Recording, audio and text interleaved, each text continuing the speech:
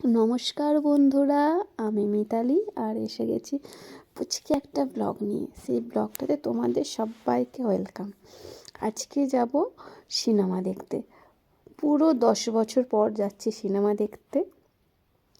2014 সালে গিয়েছিলাম happy new year দেখতে, আর 24-এর দোরগোড়ায় দাঁড়িয়ে আজ 2 দিন আগে যাচ্ছি ডাঙ্কি দেখতে।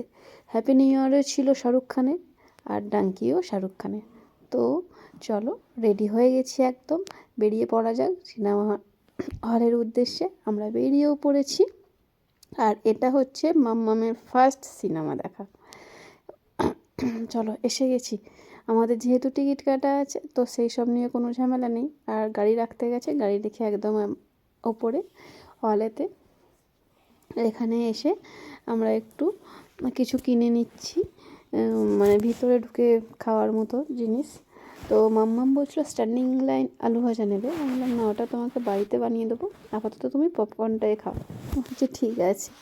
তার জন্য আমরা পপকর্ন নিয়ে নিলাম এবং মাম্মামকে নিয়ে সিনেমা হলের ভিতরে যাচ্ছি। মা, এত অন্ধকার কেন, এরকম কেন? ওর বিভিন্ন কোশ্চেন, যেহেতু ফার্স্ট টাইম যে কোনো জিনিস যে কোনো জায়গায় গেলে যে একটা কোশ্চেন থাকে, তো সেরকম ওরও কেন বাদ যাবে। তো কিছু কিছু সিনেমার ক্লিপিংস আমি ভিডিও করেছি, সেইগুলো তোমাদের সাথে শেয়ার করছি। শাহরুখ খানের বই, মানে গানটা লুটপুট গায়া, এই গানটা আমি ভিডিও করেছি। আর তোমরা কে কে ডাঙ্কি দেখেছো অবশ্যই আমাকে কিন্তু কমেন্টে জানাও। আমার বেশ ভালো লেগেছে সিনেমাটা। তো এতদিন পরে সিনেমা হলে গিয়ে সিনেমা দেখলাম, এটা তো আমি মারাত্মক এক্সাইটেড ছিলাম। তবে আগের থেকে হল সব কিছু জিনিস অনেক চেঞ্জ হয়েছে, এই 10 বছরে যেন অনেক কিছু চেঞ্জ হয়েছে। তো ভীষণ এনজয় করলাম আজকে সন্ধ্যাটা। তোমাদের কার কার ডাঙ্কি দেখা হয়েছে তারা কিন্তু অবশ্যই জানিও। আর ডাঙ্কি শেষ, আমরাও এবার বাড়ি ফিরবো, তার জন্য চলে এলাম।